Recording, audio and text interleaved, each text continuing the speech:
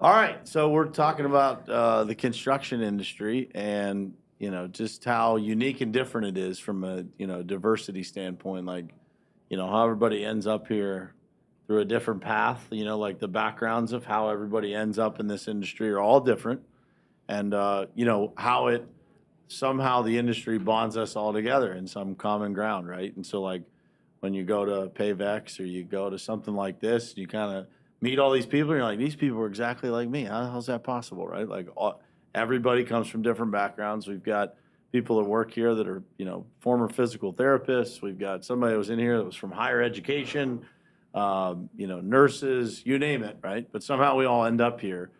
And what I'm really interested in to hear from you guys is like, what is it about this industry that makes it unique and special to you? Because everybody's different, right? There's something about it that attracted us. In his case, it's his family, but not all of us are, and you're not forced into it, even though it's in your family. Like you could go do something else, But what is it about the industry that makes it special and unique? For me, it's it's the relationships. Like I always, from day one of walking into the industry, I always felt like the people I was meeting were like my kind of people, right? And so as you meet them and you build relationships, it's like, I think that's why people don't really leave that often. It's because they like meet people that become meaningful to them. And it's like, I know a lot of guys in the car business say the same thing. Like, you just can't get out of the car business. But like in construction, I just feel like people really become part of the culture of like building things and being part of that. And when my friends ask me, like, what do you love about the construction industry? I'm like, dude, I hang out with people all day that built our whole country. Like, is there anything, to me, there's nothing cooler than that. And I love what I do, and I love who I get to do it with. So what is it about the industry that makes it unique and special for you? Well, that's a good question, Brian. For me, I think it started I grew up on a farm, and we weren't in school, we weren't playing sports. You were working on the farm. So I gravitated towards operating equipment. And that's what I like to do. Can't fix it, but I can run it.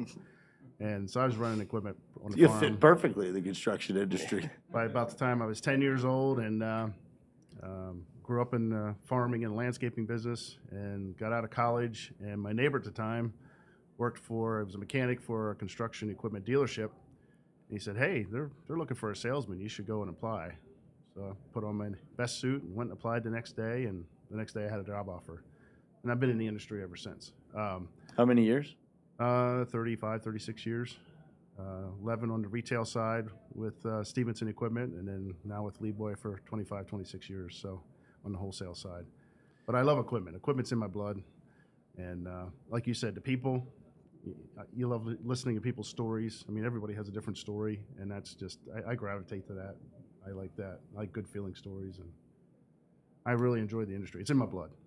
What's it like to watch, as I'm just thinking from your perspective, what's one of the coolest things that happens? My question is like, what's it like to watch somebody like, maybe they come in and buy their first paver, or they buy their first piece of brand new equipment, and you get to watch that happen. Like, how many times does that happen for you, and what's it like when you get to see it? Well, I guess there's two different answers to that. When I was early in my career, it was the thrill of the sale. I've never done drugs, but I get a high when every time you sell something. It's a high.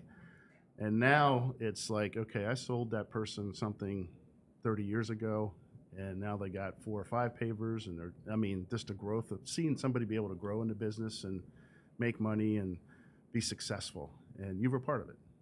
You were part of it somehow, some way. That's awesome. So you, second generation. Yeah. Had your sister in here earlier, talking to her, and I think that's one of the coolest things about this aspect of what I get to do is being part of those journeys, family businesses, and watching the dynamics of that, being able to be on the outside of that and kind of help people through some of those family dynamics. But it's also interesting, like how many kids of people that found companies in this industry don't go into it, right? Versus those that embrace it, and it again becomes part of their blood, right? It's just like what you do. And your sister's telling me like her kids are out helping her measure driveways now, just like she did with your dad. And so what is it about the industry? What is it about, the company? Because your family's name is on your forehead right now, right? Yeah. That makes it special and unique. watching my dad grow up, working his tail off and worked hard, played hard, I did have a pretty easy choice graduating. I graduated 2008 with finance, and it was probably the worst time to get into that industry. So you needed experience, and I didn't have any experience, so I chose what I thought was the easy route, and it was a little harder than I than I thought it was going to be. But just grew up in it, and my dad started out of a Volkswagen with buckets of sealer, and now we have paving and seal coating division. Yeah. So makes it a little easier choice when things are happening in 2008. So where did you start in the family business? Started as labor, really. I mean, shovel in hand. I asked because, the most successful people in this industry, the second generation, every person has answered the same today. I said, there's no silver spoon. There's a rusty spoon you get fed with, usually, Yep. By founders who have started, and then they're like, if I don't teach you the hard way, you're not going to make it, right? There's something to that needs taught, and it can only be taught through experience and failure and adversity. So how about you? How'd you end up in this crazy world? I was born into this, and I used to love going to work with my father when I was very little. So from the time I was 5, every summer off of school, I'd be going out to the jobs. I couldn't wait to get up in the morning at 6 and head out to the job. He was a real small mom and pop driveway paving company, and I would sit on the roller and hold the hose and do the water testing and stuff. And so as I was growing up, I wanted to be just like my dad. I was the only kid. And it was challenging because I was hard-headed and I was a woman. And 40 years ago, that was not heard of in this industry. But because I was so stubborn, I wanted to prove that I could do that. So I had a lot to prove, and I was adamant that I wanted to do it. My passion was to watch a job go from start to finish. I loved to see a project unfold. One of my greatest thrills was designing a parking lot from a dirt lot to a finished product. And I did that around the age of 18. My first client I had was at 15. So it was great. I got a lot of doors were open for me early because I was born into the industry, and I've been doing it ever since. I've been on board with Holland Paving for the last 15 years, and I've taken on many aspects. I'll be retiring in about 10 years. So my goal right now is to pass the knowledge and the experience along to anybody that is willing to take it. Well, you're only an hour and a half from here, so anytime you want to share your knowledge, you come on down here to Pittsburgh, and Absolutely. we'll host you anytime. And I think it's super cool that after that story, I'm sitting here staring at a Women of Asphalt T-shirt that you're wearing, and Absolutely. it says "Lead and Inspire," and just an indicator how far the industry has come, right? Very passionate an industry about didn't what I want to do. hear much from a young lady that was full of piss and vinegar, and now probably listens a whole lot more, right? Very passionate about what I do. I love it. So let's talk leadership. It's one of the things that kind of separates companies, or sometimes holds them back, or sometimes can multiply them. What's the most difficult part of leadership for you? Work ethic. To find somebody who is genuine in their work ethic. And, a lot of people talk the talk, but they don't walk the walk. Talk about it, sister. It's so true in today's world. It's we live in a world where Instagram likes mean more than the real stuff. And there's people ask me in a different way all the time, like, what's the shortcut? Like, how did you do what you did?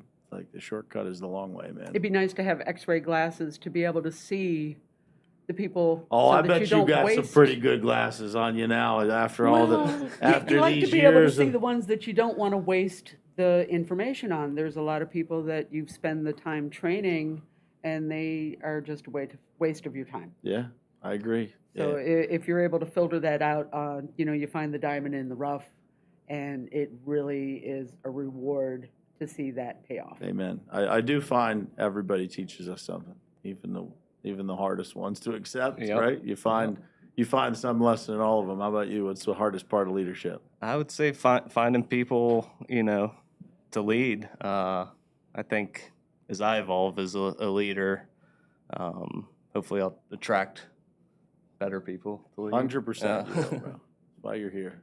Lead by example. Yep. How about you? You got a whole boatload of people to lead, Yeah, it's and everybody's different. and you got them all Not over the everybody's country, same, right? Right, and everybody's markets are different, so it's you got to sort of help each one in a different way because one thing doesn't work for everybody. But I enjoy helping. I enjoy being part of their success. It's a team effort, at Lee Boy. So whatever we can do as a team, we're a family-oriented type company, and it's like when they hurt, we hurt. They have an issue, we have an issue, and we sort of bond together and help each other, and then that helps you grow together stronger and makes it easier to lead. So, Amen. Yeah, I think the hardest thing about leadership in today's world is separating the truth from the blurry stuff, because it's the world is bent in a lot of ways, and it's innovating in a lot of ways that can negatively impact business, leadership, et cetera. Like just we were talking about last night, like technology is fantastic, but we can't eliminate the people part of it. I believe that the companies of the future that will win big, and this is what we're aspiring to be and work hard at every day here at the Payment Group, is like we want to be the company that innovates at every moment we can in the process, the customer experience, the contractor experience, while never losing that old-fashioned, like shaking people's hands, looking them in the eye, spending time with them, having dinner with them. Nothing replaces that. And so for me, it's like finding that balance, while you're growing a company and you've got all this stuff going on. It's like, how do you make sure that those values never leave? I think it's important to teach that to our staff. I have a customer base that's 40 years old, and I don't have to work as hard generating sales. It comes to me. And to teach the younger generation in sales on how to build that and keep that. Yeah, they can't do in 2 years what it took you 40 to do, you mean? This is true. You could probably do it in 10 now with all the technology, but This is true. you But can only compress it so much, You show them how to fish instead of just feeding them a fish, and you show them a career, and they learn to enjoy it when they don't make the mistakes that I made, And there was a lot of times that I wanted to just throw in the towel, that it was very discouraging, but in the long run, the hard work paid off, and to be able to share the knowledge and have a few of them recognize the pitfalls and avoid them so that they could have success is a reward in itself for me. Love it. That's a wrap. All right.